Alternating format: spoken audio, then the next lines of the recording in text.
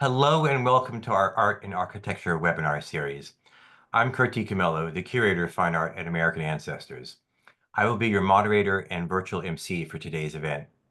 American Ancestors is a nonprofit organization supported by our members and donors. We are the oldest and largest genealogical society in the world. We specialize in providing resources, research, and expertise that uncover the stories of families, family objects, and family homes. We are pleased to offer such programming for our members and friends around the world. If you have any questions, please feel free to type them into the question panel at the bottom of your screen at any point during the presentation. We will answer as many as we can at the end. I also want to note that we are broadcasting from our homes to yours with various limitations and distractions. We apologize in advance if there are any interruptions from our end, and thank you for your patience. Even if we do lose connection, you will have access to a full recording on our website that you can watch at any time. Ever since the day that building work began in 1699, Castle Howard has never stood still. The house has been continually changing as generations of the Howard family have introduced new fashions and tastes, from 18th century Chinese decoration to the arts and crafts style of William Morris in the 19th century, and most recently, the recovery of interiors lost in the disastrous fire of 1940. In April of 2025, the culmination of a 5-year project across 5 rooms was completed, the most spectacular result of which was the creation of the Tapestry Drawing Room and the reinstallation of the Four Seasons tapestries, which had been specially woven for the room in 1706. Here was a unique opportunity to return the tapestries to their original location alongside newly built paneling, plasterwork, and a Baroque fireplace designed by the architect Francis Terry. This project marks another milestone in the never-ending story of a house that is a living work of art in itself. Christopher Ridgway has been the curator of Castle Howard since 1985. He has lectured on the house, its history, and collections around the world, and published extensively. Chris is the chair of the Yorkshire Country House Partnership, a collaborative research project among the houses of the region, and is adjunct professor at the Centre for the Study of Historic Irish Houses and Estates at Maynooth University, part of the National University of Ireland. He also sits on the board of the Irish Heritage Trust, and in 2019 was awarded a UK Lifetime Achievement Award. Please join me in welcoming the magnificent Christopher Ridgway. Kurt, thank you very much, and good afternoon, everybody from Yorkshire. Castle Howard is a house of transformations. It's evolved continuously since the day it was begun for Charles Howard, the third Earl of Carlisle. And it was first conceived in a rough bird's eye sketch, as you see here, but after a few years materialized as this extraordinary building, uniquely crowned with a huge dome. It was the most spectacular building project in England in the early 18th century. Over the centuries, its basic shape and form have not really changed. The building would be largely recognizable today to its creators. It escaped the fate of many other houses which suffered from obsessive alterations or were torn down or built anew. But this doesn't mean that Castle Howard has stood still for the past 300 years. The house and the surrounding landscape have continued to evolve, with various generations paying heed to new fashions and tastes. The house has stayed fresh, and it is in itself a work of art. And yet, by rights, Castle Howard should not be standing, having narrowly escaped destruction in 1940 when a huge blaze broke out and destroyed nearly a third of the house. In this respect, Castle Howard is a miraculous survivor, and it is in many ways a house that simply refused to die. And today I want to talk about its dramatic journey of survival, renewal, and astonishing ongoing renaissance. But first, the moment of calamity. On the morning of the 9th of November 1940, when fire swept through the southeast wing and the central block of the house, destroying the dome, some 20 rooms, and numerous treasures. In addition to the fire damage, much of the stonework to the house was in poor condition. Outdoors, the grounds were overgrown, the lakes silted up, the parkland in poor repair, and many of the monuments in danger of collapse. This was a critical point in the history of the house, a moment of great jeopardy when its future hung in the balance. Moreover, the post-war climate was hostile to country houses. In the eyes of many, they were white elephants, too expensive to staff and maintain. And this was the dawn of the period when many houses would be abandoned or demolished. But when the late George Howard returned from the war, he unexpectedly inherited Castle Howard after the deaths in action of his two brothers. But this was a family home, gutted by fire and largely open to the skies. Many owners would have chosen to walk away from such a challenge. George Howard could have relinquished the house to the school who had occupied the building during the war, or he could have torn down the fire-damaged sections and consolidated the building as a more manageable residence. Instead, he made three bold decisions. By the end of the 1940s, the school vacated Castle Howard. He chose to move back into the house with his wife to raise their family. And in 1952, he opened the house to the public. This courage and resolve is perhaps best demonstrated by a moment in 1957, when George Howard visited the first demolition sale at Lowther Castle in Cumbria. Here he purchased oak floorboards in the belief that one day he would put them to use at Castle Howard. Today, Lowther Castle remains a roofless ruin, albeit one very popular with visitors. But it's quite possible that in the 1950s, this pattern could have been reversed, that without a George Howard in charge, Castle Howard would have begun a series of demolition sales and become an empty hulk. So in this respect, we have to say that disaster has spelt recovery, and the story of the last 80 years is one of triumph in the face of adversity. There has always been a passionate commitment by the family to the continuing evolution of Castle Howard, as well as a recognition that the labours of the 20th century and now the 21st form chapters in the history of the house and landscape every bit as important as those of earlier times. And with these projects comes debate about how to conserve, repair, and restore. The philosophy and practice of restoration is complex and excites opinions along a range of approaches and principles, as can be seen with this word cloud. At Castle Howard, repair, restoration, and even recreation aim always to preserve and respect the ethos of the place in ways that reflect its heritage, while also maintaining a tradition that has been dynamic and forward-looking. So this immense chronicle of restoration and recovery began in the 1950s with some of the outdoor buildings. But in 1960, attention turned to the house itself, where the priority was to rebuild the dome that had been lost in the fire.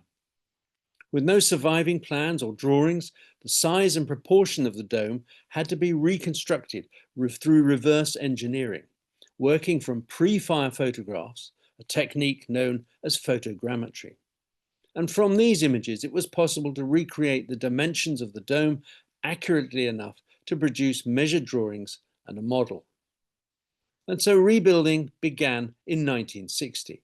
As first, a timber frame was constructed and then the structure lined with lead. The colossal busts that had also been lost in the fire, each weighing nearly a ton, were carved locally and then hoisted onto the entablature some 80 feet above the ground. And finally, the cupola was crowned by a lantern and a finial, which were gilded. And over the course of the next 60 years, the cupola would be regilded 3 more times, most recently on the bottom right in 2017. Well, with the external structure rebuilt, it was also possible to redecorate the interior. When the dome had crashed to the floor in the fire, not only were the lantern and cupola lost, but also Antonio Pellegrini's painting of the Fall of Phaeton, which had decorated the ceiling since the early 18th century. Following the fire, the open space had been sealed by a plain wooden cap. In 1962, Scott Med, a Canadian artist, was commissioned to reconstruct Pellegrini's masterpiece. As with the building structure, there were no drawings or original cartoons to base the work on, and all that remained was one single black and white photograph of the original design. But after much research into the color and design of Pellegrini's work elsewhere, Med was able to reproduce the celebrated episode from classical legend. Of the rest of Pellegrini's work, a good deal survives, but sadly the high saloon seen here, originally decorated with scenes from the Trojan War, was lost forever in the Inferno of 1940. And today the saloon and adjacent rooms are bare shells and remain high on our to-do list. The fire damage downstairs has been partly made good too, and in 1980 the garden hall was restored. If you look at these images clockwise from the top left. Before, after, and then the filming of Brideshead Revisited by Granada Television presented an opportunity to restore this area.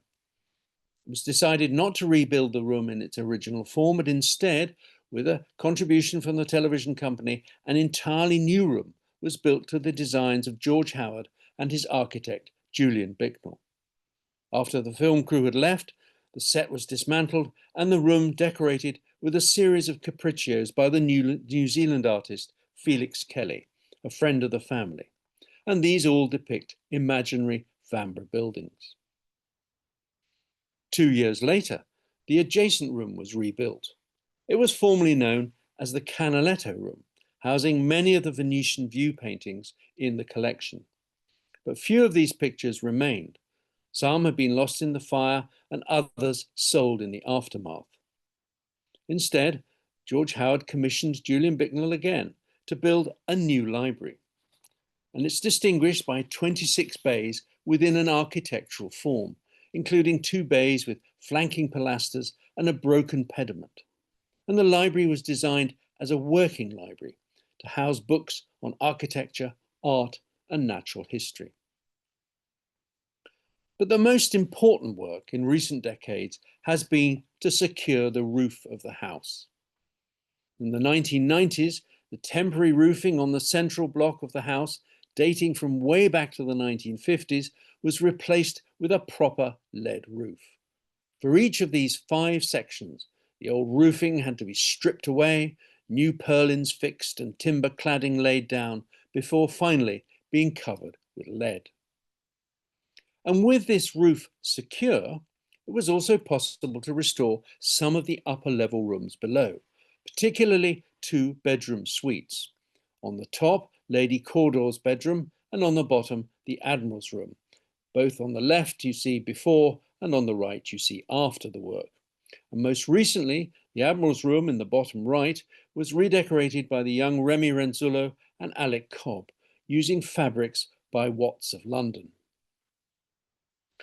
Now, these are examples of joined-up recovery, taking projects a stage at a time, planning, budgeting, and phasing them into the broader picture of expenditure. And planning is all very well in an ordered world, but often things derail this process. Things threaten to drop out of the sky, either metaphorically or literally, as was the case at the end of 2005. When the Georgian skylight above the glazed sections in the west wing of the house was found to be held up by little more than fresh air. And under this glass canopy steps every one of our visitors in the house. So without attending to this interior, it would be declared unsafe and visitors would not be permitted to enter the building, which would be a disaster for us. So it was essential we put this right.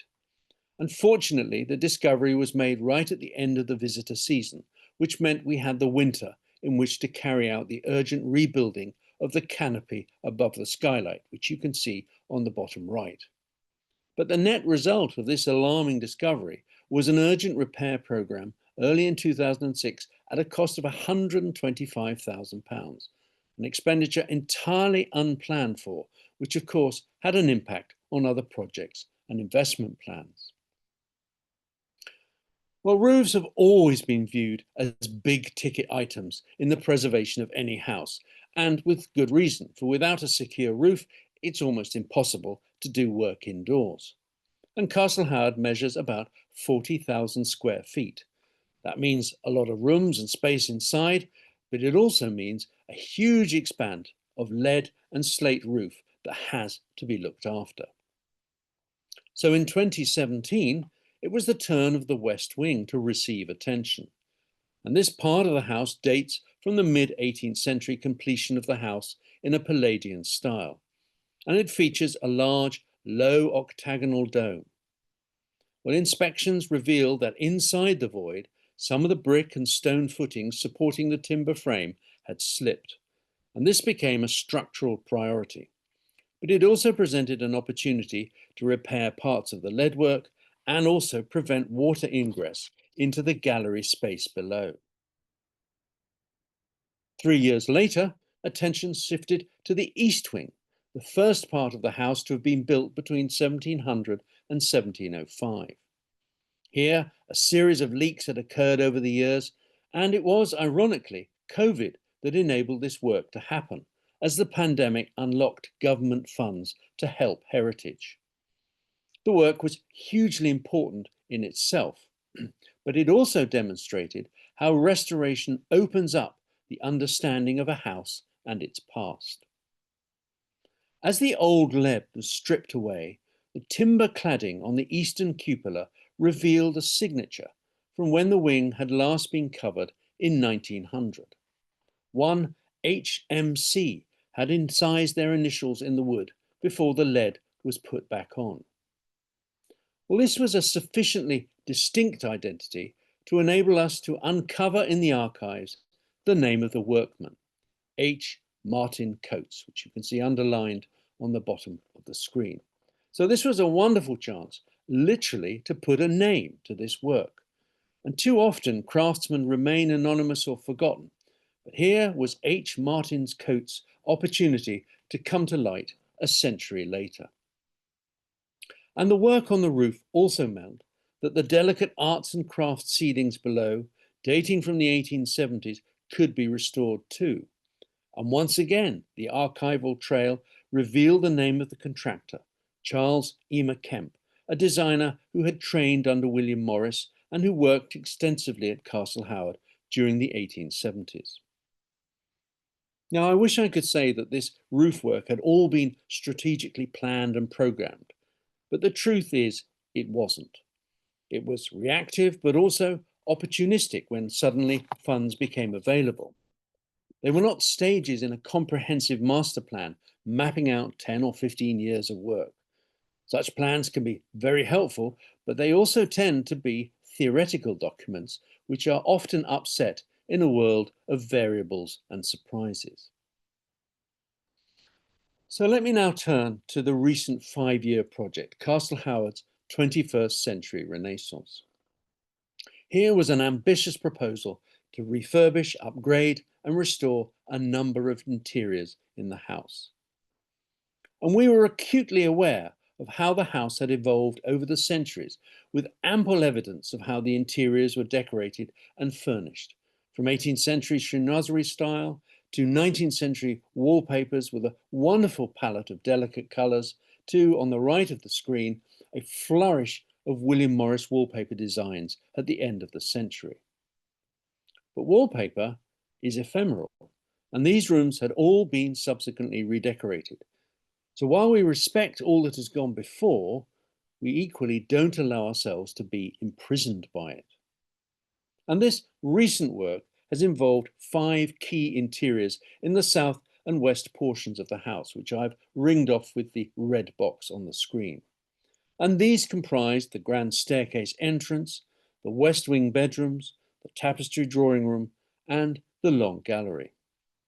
And the project was driven by a variety of needs: an opportunity to upgrade accommodation inside the house with a view to a secondary business model of high-end hospitality, a chance to refresh important interiors that are central to the visitor experience, which involved redecoration, new picture hangs, fresh interpretation for our 300,000 visitors each year, and finally a chance too to reclaim one more burnt out interior from 1940.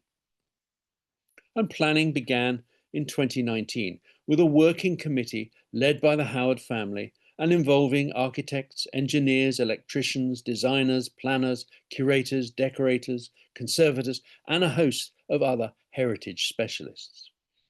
And on the way, like everyone else, we encountered a setback with COVID, and the design details took time to be agreed upon. Importantly, this was not a project to be rushed. Now, we have had a lot of experience in working on individual rooms in the building, but rarely have we embarked on a series of concurrent projects across multiple interiors, with work straddling periods when the house was closed as well as open to the public during our season between April and December. Well, the West Wing apartments comprise bedrooms and dressing rooms. They're filled with fine furniture and paintings, but their plumbing was, to say the least, rudimentary, with no ensuite facilities. So the idea was to introduce modern baths, basins, showers, and toilets into these 18th century interiors. But this had to be done sympathetically, so the finished spaces fitted seamlessly with their historic surroundings. And retrofitting an old building with new plumbing and heating is not always a straightforward business. Plus the fact that national legislation stipulates that all work in a listed historic building must be approved by local planners and heritage authorities.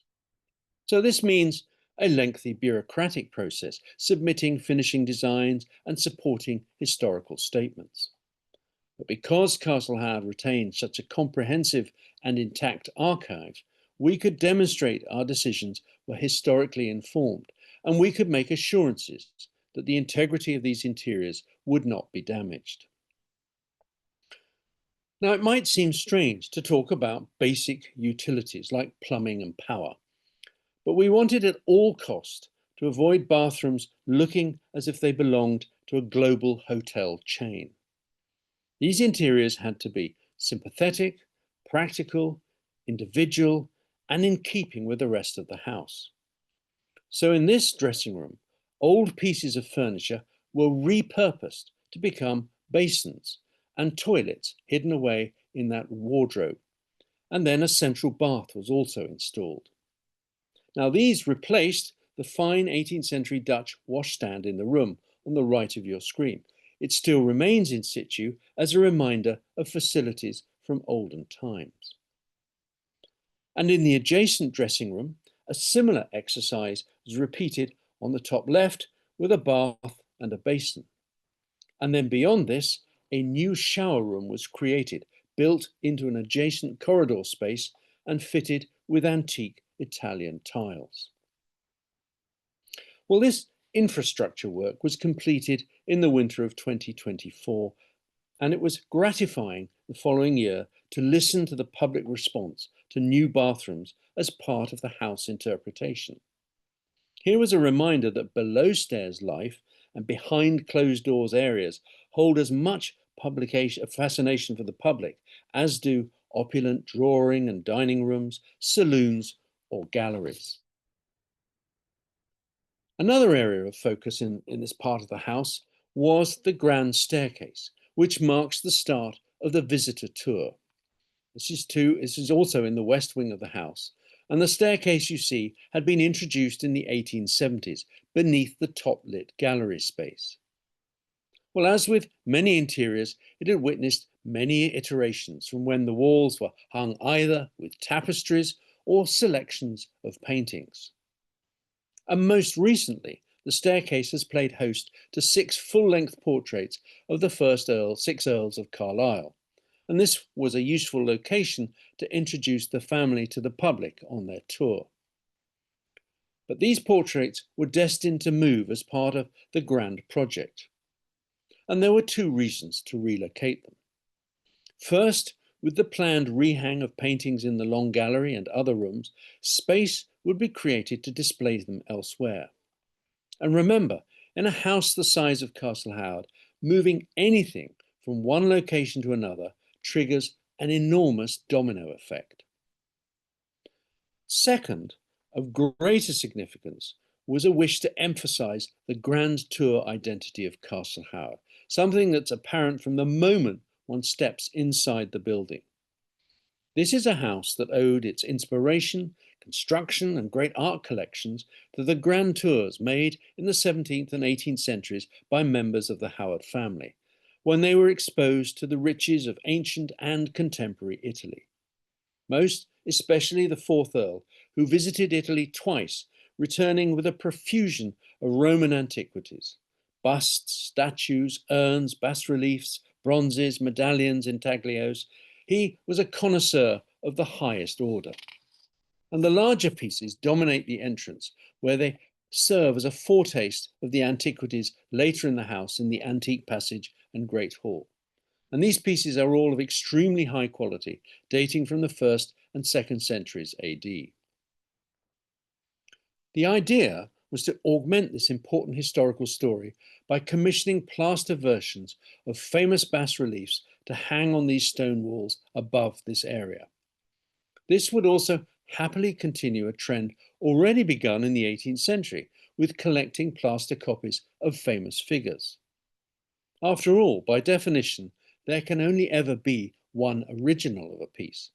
So collectors have always acquired copies or facsimiles, whether in bronze, plaster, or in two-dimensional engraved forms. The nearly 3 dozen pieces were commissioned from the Musée Atelier de Moulage in Brussels and the Caproni collection in Massachusetts, and individually patinated to give them character before hanging them on the walls. And this has created a splendid entrance to the building, which then gives way to stone passages with marble floors, all lined with antiquities. Walk up the staircase, continue along the corridors, and eventually you'll reach the soaring space that is the Great Hall, the heart of the house. This is a dramatic progression, almost like promenading through antiquity. But such is the quirk of the visitor route at Castle Howard that bizarrely, visitors encounter the bedrooms at the start of the tour, as opposed towards the end of the house, as is more customary. So there is a diversion from this route immediately after the staircase, leading into the West Wing bedrooms, which we saw earlier had been upgraded in 2024. During this past winter, they've been redecorated, and the first dressing room is now hung with a hand-painted Chinese wallpaper, generously supplied by the firm de Gournay, and it's filled with figures and garden scenes. It's delightful in itself, but it is also a reminder that the 18th century saw the fourth Countess fashioning a number of interiors in this new chinoiserie style, with wallpapers and lacquered furniture. These have not survived, so this new decoration represents a nod to the past. Further along this suite, the Castle Howard bedroom has been entirely redecorated, with the walls hung with a gathered taffeta silk in a tobacco colour from Italy, and Trianon Roux bed hangings and curtains supplied by Tassinari and Châtel of Paris, and woven at one of the oldest silk weaving factories in France, in Lyon. And the creation of that new adjacent shower room had left a lobby area, and to our delight, we had enough leftover embossed wallpaper dating from the 1880s to line these walls. So consequently, as with the other interiors in this wing, there's a feel that these spaces are both new, and yet they also seem to have been in place for a long time. This was exactly the effect we had been aiming for. Well, that left 2 other main areas in the house. First, the long gallery.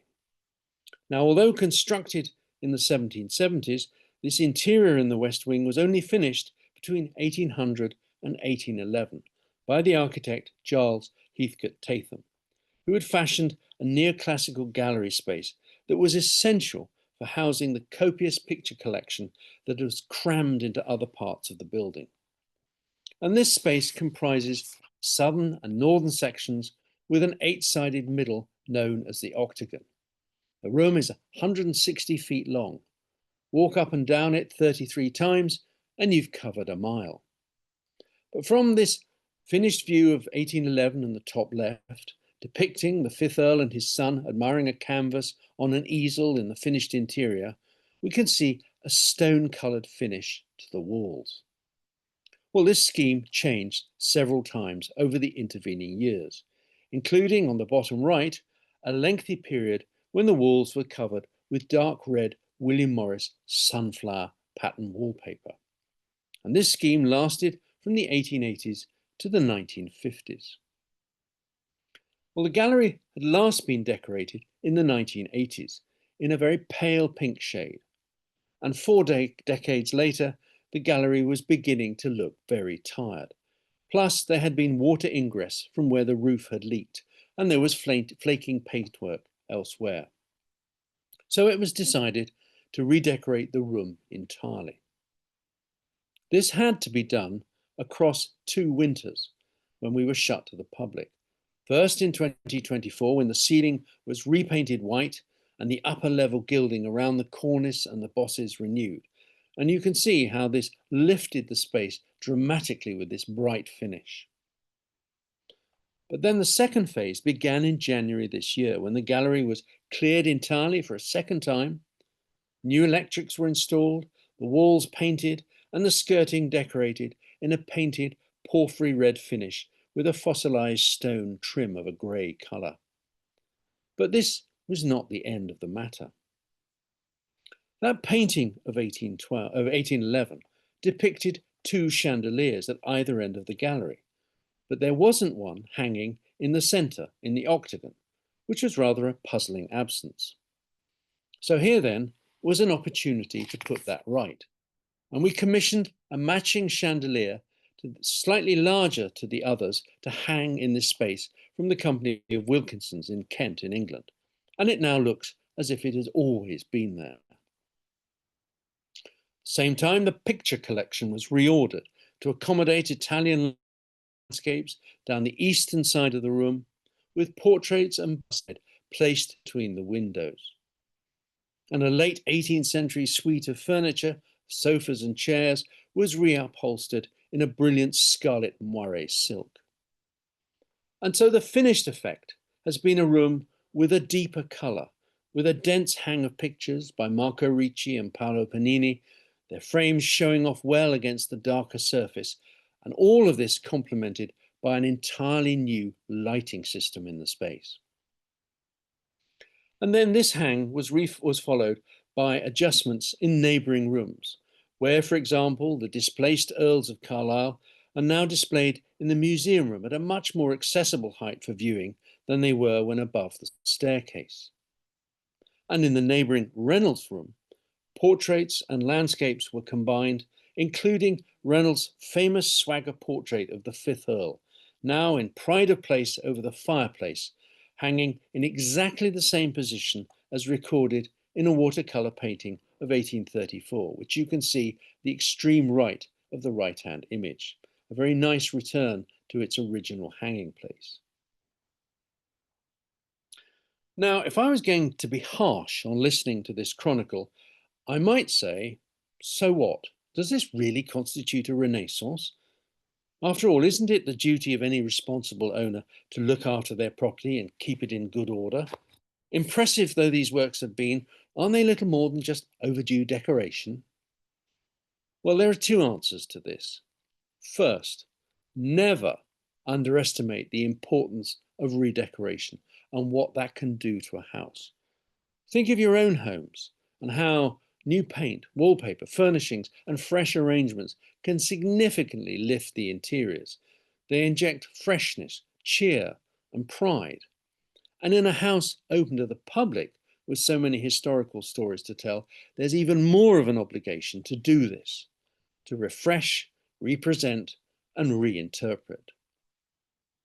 The second answer takes us back to where I began, the fire of 1940 and its terrible levels of destruction. As you've seen, a handful of rooms have been recovered, but the other areas of the house are still substantially damaged and derelict, including the southeast wing and the high south, once the most prestigious apartment in the house, where Queen Victoria and Prince Albert had stayed when they visited in 1850. Halfway along the visitor route lies a former tapestry drawing room, which has remained a shell since 1940. Over the years, the room has been used recently as a neutral exhibition space, but it created a distinct hiatus in the sequence of historical interiors. Now is the moment to rebuild this room and create an early 18th century Baroque style tapestry drawing room. Now, this would not be a copy of the original interior, not least of all because there was very limited visual experience, visual evidence as to its appearance. So, for example, this black and white photograph of the early 20th century, the fireplace is of an entirely later date.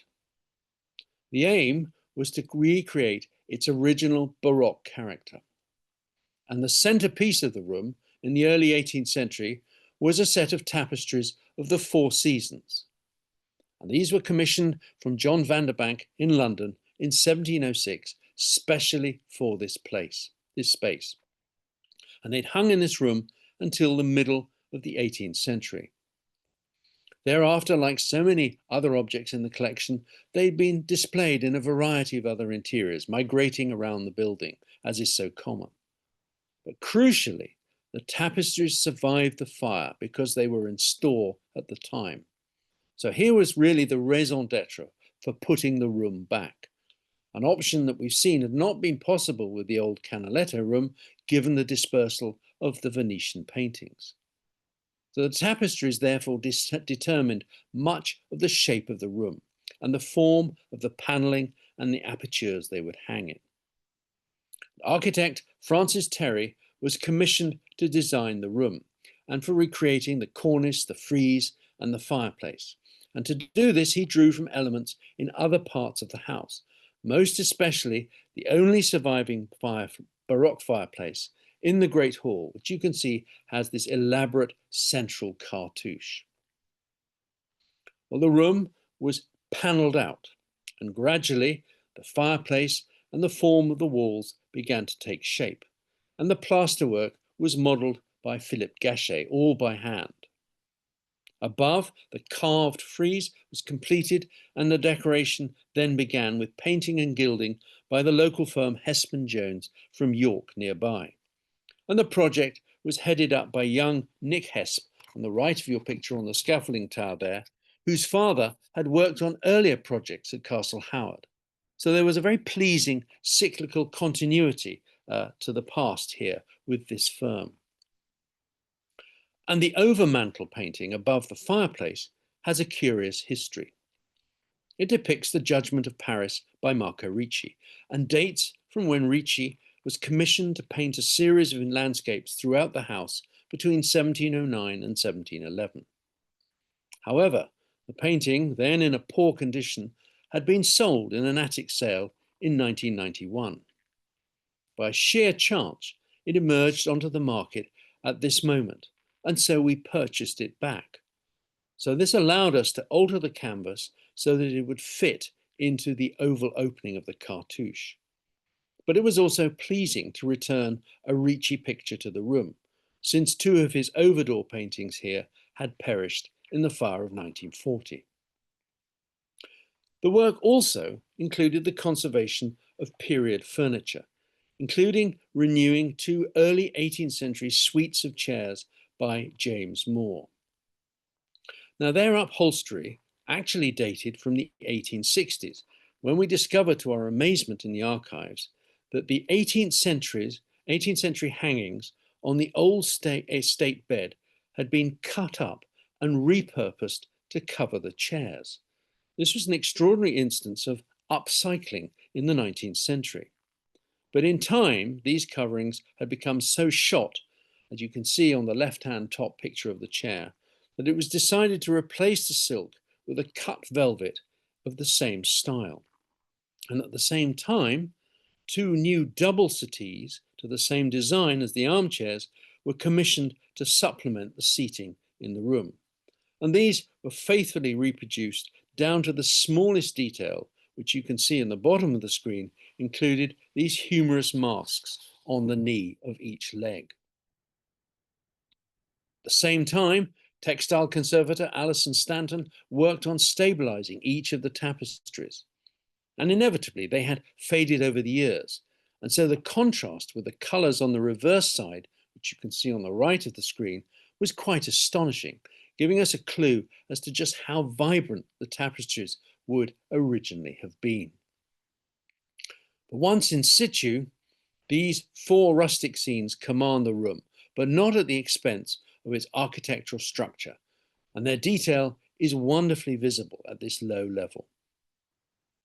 Well, work in this room had commenced in late 2023, and it was complicated by the need for it to carry on during regular opening hours.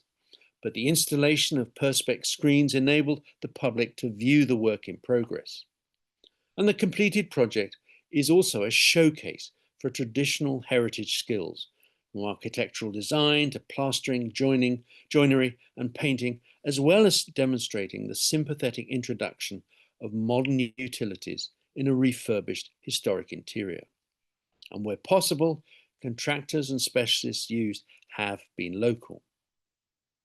But importantly, the completion of the room re-establishes the connection between the central block and the former state apartments in the southwest wing of the house.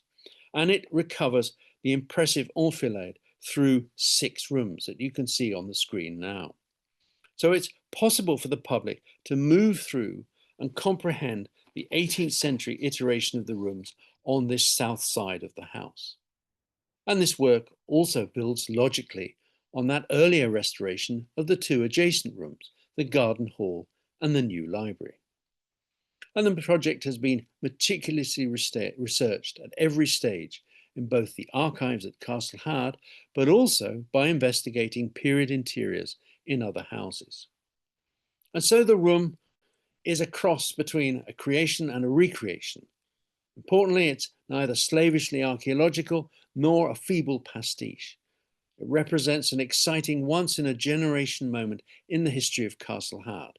And within the broader scope of the project, together with the long gallery, the grand staircase, the bedrooms, the new picture hang, it really has signalled a genuine 21st century Renaissance, which aims to refresh the interiors, represent the collections, expand the historical narratives, and explain, too, the realities of preserving a heritage property today, whilst also allowing the house to evolve in an entirely appropriate contemporary idiom.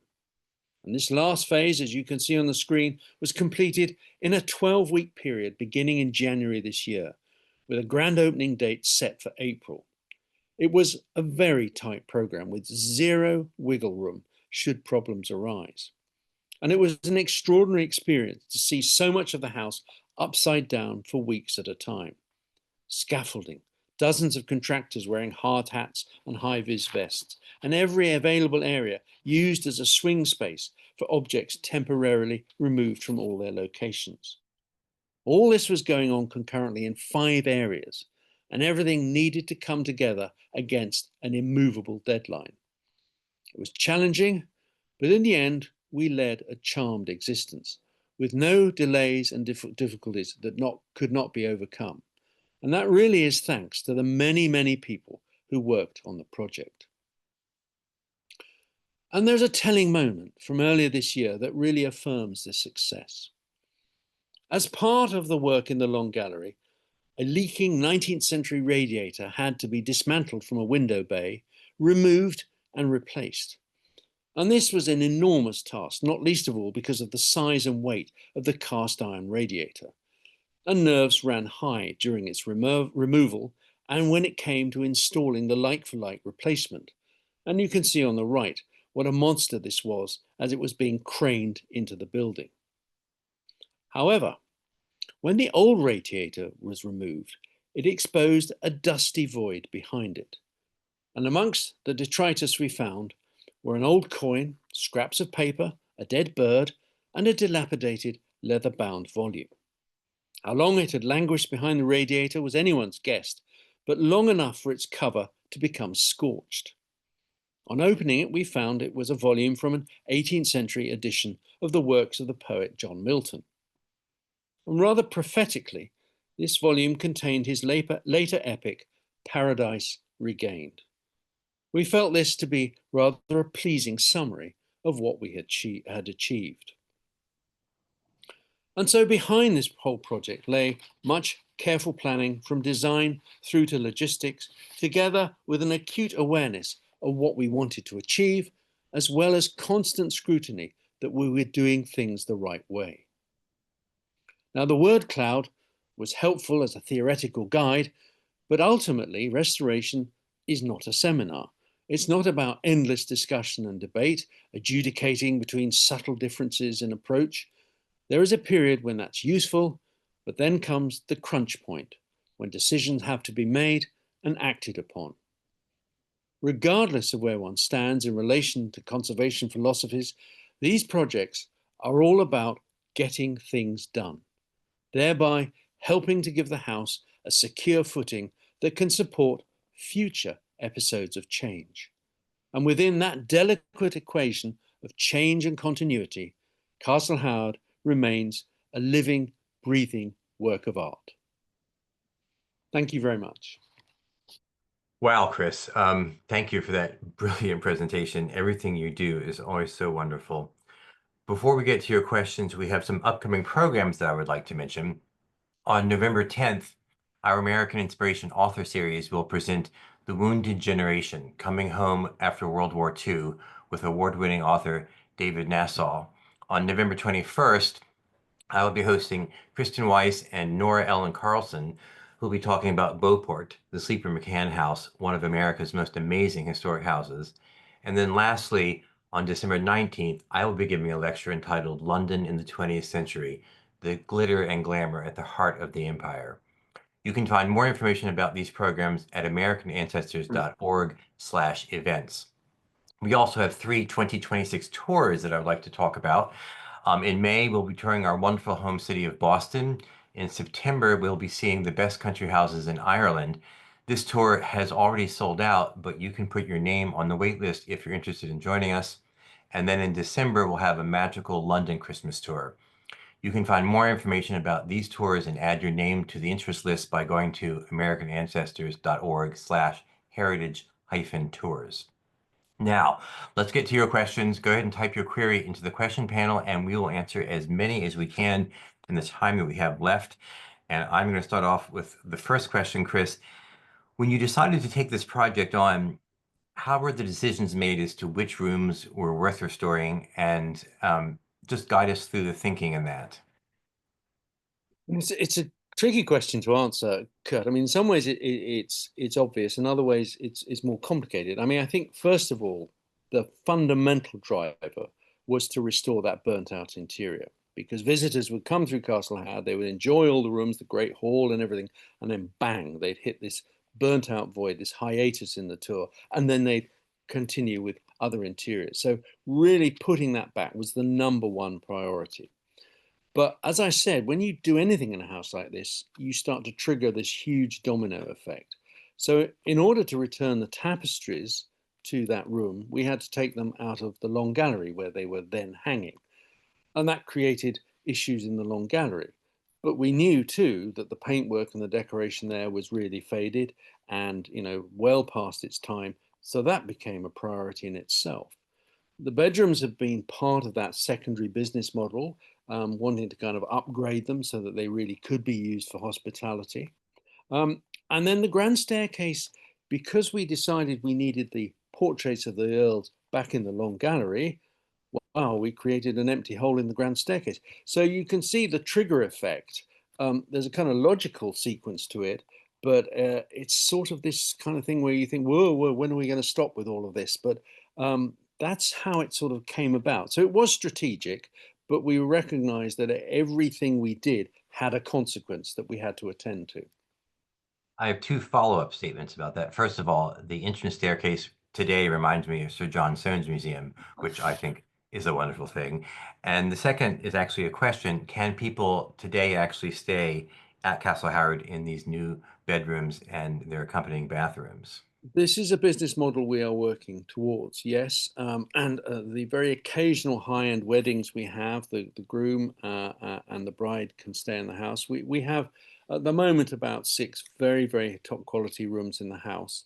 And as I say, that means in theory, yes, you can. We are looking how best to kind of do that at different times of the year, that it doesn't conflict with the day visitor operation, and all of that model. So really we're looking at the kind of the practicalities of how you would implement that.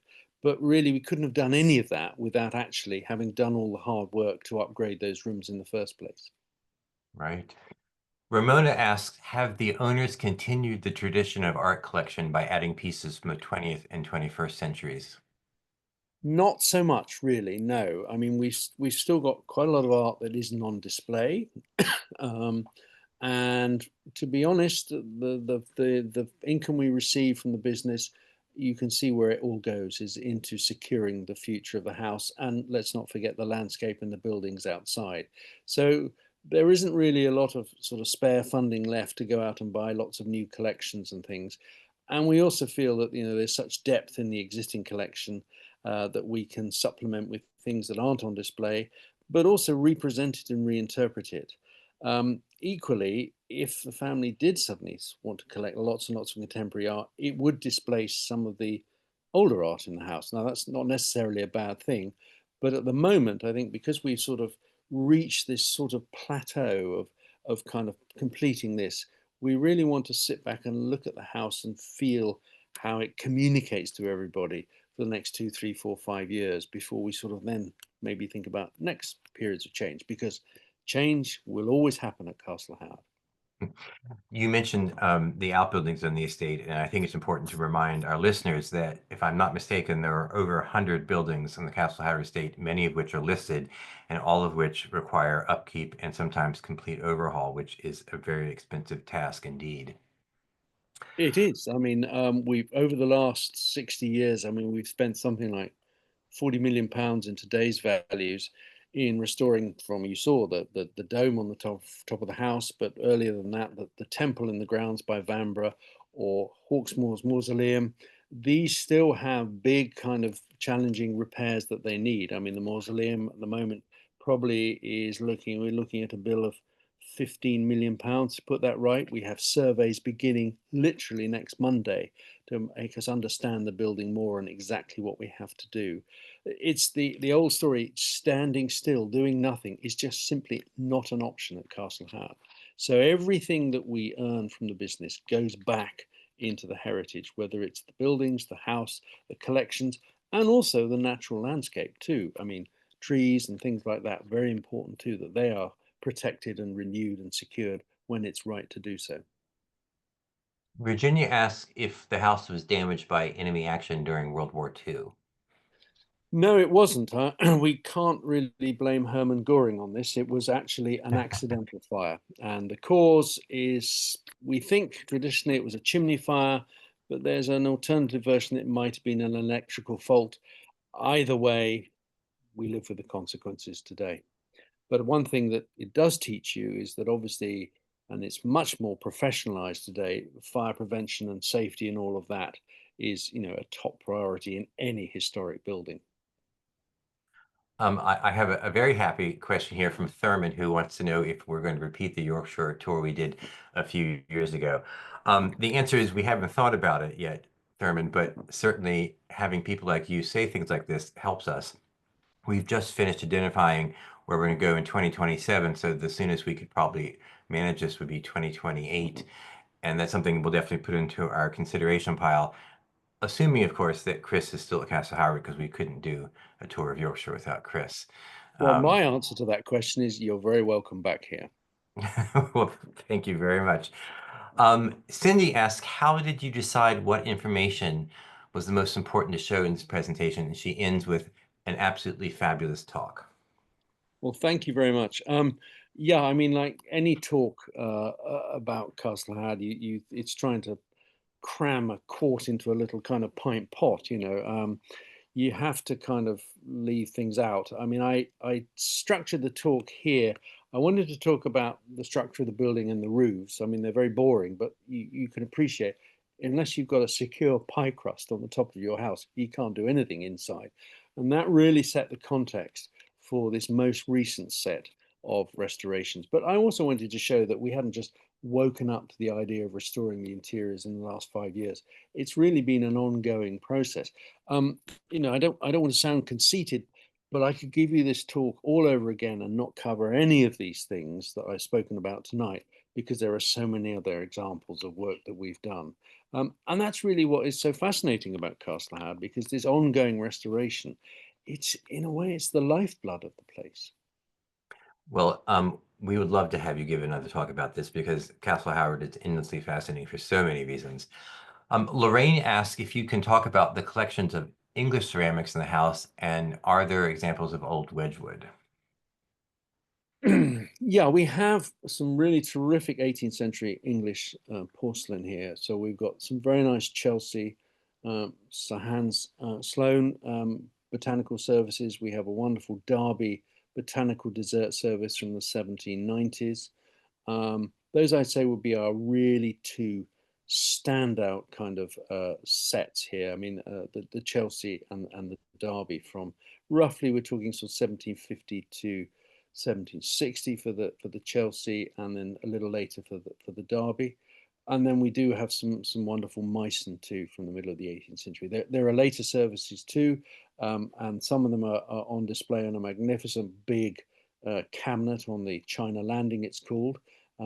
We presented rather kind of frivolously, we call it our Great Wall of China, because it really is a wall full of China. But we also display China in place settings in the dining rooms too. So it's very easy to look at porcelain today in vitrines and display cases and think, oh, it was bought to be displayed. Well, yes, but it was also bought to be used. And actually, some of the services the family will still eat off on special occasions. So that's very important, that it's not just, as it were, a passive object to look at. It still has an active life. I could not agree more that the fact that it's still being used is a wonderful thing. We have two questions here about choosing Remy as the interior designer, which is basically why was he chosen? Friend of the family, and they got to know him, and he's a bit like, I mentioned George Howard using the architect Julian Bicknell back in the late 70s. Julian was young, imaginative, interesting, and Remy is the same. He's young, energetic, kind of when you start on your career, you're hungry and those sort of things. And that's a really good time to capture people. So having Remy and his energy there was really important, and he gets on very well with the family. I think it's only fair to say that Remy was kind of counterbalanced by having a very esteemed, experienced, veteran kind of designer figure in the shape of Alec Cobb. And in a way, they were complementary to each other in the way that they worked on these rooms and came to these decisions, bearing in mind that these decisions are the result of kind of long iterative dialogues with the family. Do you like this? Do we like that? And we went around the rooms and we said, well, we think this works, or not, that doesn't work, or we need to change the shade of this or the size of that.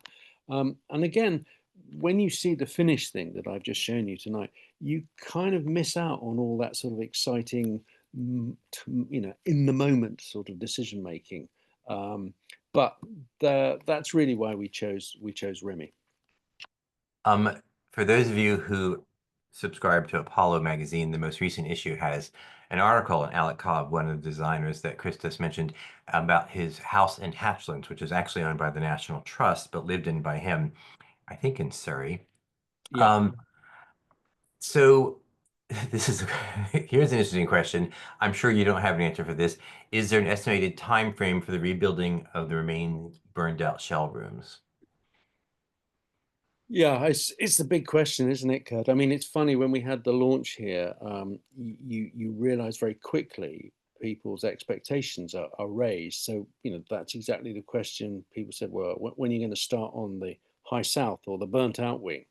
To which the answer is, well, the will is there, certainly.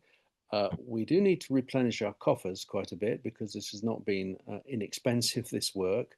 And equally, we need to be thinking about how we want to do and what it is we want to do there. So for the burnt out wing, for example, there are some interiors that have now formed one big interior. Do we put back the individual interiors or keep the big interior? In the high south, the adjacent bedrooms have lost their dressing rooms. Well, we would undoubtedly return them to bedrooms, but we'd have to configure how you would build the adjacent dressing rooms in, and of course, importantly, put in 21st century utilities in those rooms. So that these things are constantly in debate, and they're not always entirely theoretical in the sense of wouldn't it be nice? Of course, wouldn't it be nice? But I think there's a momentum that has been built up by this last year, 5-year project, and obviously in coming off the triumph of it earlier this year, that means there is a resolve. We're going to find a way to do it. And if you talk to Nick and Vicky Howard, there's no doubt in their minds that they're going to do it. That's a wonderful answer. And I have to say, I would think it's not justifiable to restore historic interiors just because they were there once and people should see them. They have to find a way to make themselves pay, I would think, because there are already so many beautiful rooms at Castle Howard that one can walk through. Having an additional 5 rooms all by itself, to me, is not enough of justification when you have so many other calls on the purse. So there has to be a way to get people to come and stay in them, or I don't know, but ways I think that can make it more of a business proposition. Yeah, yeah, absolutely. We you can never attend to that. I always say that, we are in the heritage business, and actually, heritage and business are not mutually exclusive terms. The heritage needs the business to generate the revenue that can support it. And for the business to be an exceptional business, it needs that wonderful heritage spectrum to bring it alive. Absolutely. 2 questions about the roof. One, why is lead used? And the second question, how heavy is the leading on the roof that was just recently done? Oh, well, I'm a slightly sort of a squeaky answer here. I mean, lead is used on the roof because it always has been. It's traditional, has been. If you put it down and lay it down flat on everything, it gives you a marvelous sort of solid surface. It's unlike, say, individual tiles. We do have sections of pitched roof that have tiles. Tiles, as we know, can slip and so on. But having said that, slate tiles can be just as long wearing as lead, but all these things wear out after a time. For us to return the roofs to lead, we were obliged to because that was what they were covered in originally. So if I go back to that sort of the legislative hoops that you have of the listed buildings here, you have to try and put back in a sympathetic way or as like for like as is possible where all the evidence exists. In terms of the weight, I can't tell you how much a roll of lead weighs, and another presentation I could show you all the kind of technical sides of that. But it is very heavy, which is why you need very, very strong timber work underneath. And very often on old houses, it's perhaps the timbers that are if the lead's leaking a little bit and the timbers start to rot, you can see how that will cascade the problem. So if you strip away the lead because you want to renew it, number one thing is to make sure that all your timbers underneath are rock solid so that it can exactly take that weight on top of them. The last question I have is from Henrietta, who has a statement and a question, and the question's quite fun. The statement is, that was an absolutely fascinating and instructive presentation, engaging. Thank you for the comprehensive look. And then she says, how does one get in and out of the freestanding tubs in the middle of the room? Especially if one's Well, a kind of a bit like, you have little stepping stools to get into 18th century 4-post beds. You would have those.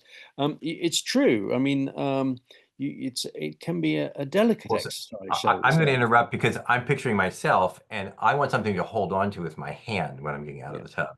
And I think what Henriette is saying is that when it's in the middle of the room and there's nothing around it, you have to get out very carefully. Most of us want to hold on to something um, as our knees and other parts of our bodies start to decay. And that's, for me, I need that reassurance that I can hold on to something. So I would probably crawl out of that tub or just not take many baths. Well, they've got really robust sides and rims to them. Okay, so the big copper one you can get your hands around. The other one is set in a kind of a wooden frame around it. So I'm not lying when I say we did experiment with this. Okay, because we thought these look lovely, but exactly that. how practical are they? Or have we actually, in the end of the day, just put an ornamental bath in? No, we haven't. They are practical, and people have used them, and they've enjoyed the experience. And what's more, they've got out and they haven't drowned, so they must be a success. Well, I have to say, for those of you who are familiar with British interiors, this is a new trend now in historic houses, putting in very big bathrooms that were originally not bathrooms, so that's why the rooms are so big, and then putting the bathtub in the middle of the room, which makes it very grand space to walk into. But, you know, there are those drawbacks. That is all the time we have today for questions. If you have any other questions, and we're happy to deliver your questions to Chris if you do, you can email us at heritagetours@americanancestors.org. Thank you again for joining us. As you leave the event, you'll have the opportunity to fill out a survey and give us your feedback. As we continue to expand our webinars and offerings, any and all feedback is extremely helpful and very much appreciated. This free webinar was made possible by the generous support of our members and friends around the world. Please consider making a gift to American Ancestors to keep these programs free and to create more programs for you and others to enjoy. Stay safe, stay healthy, and hope to see you soon again on our future online programs. Goodbye for now.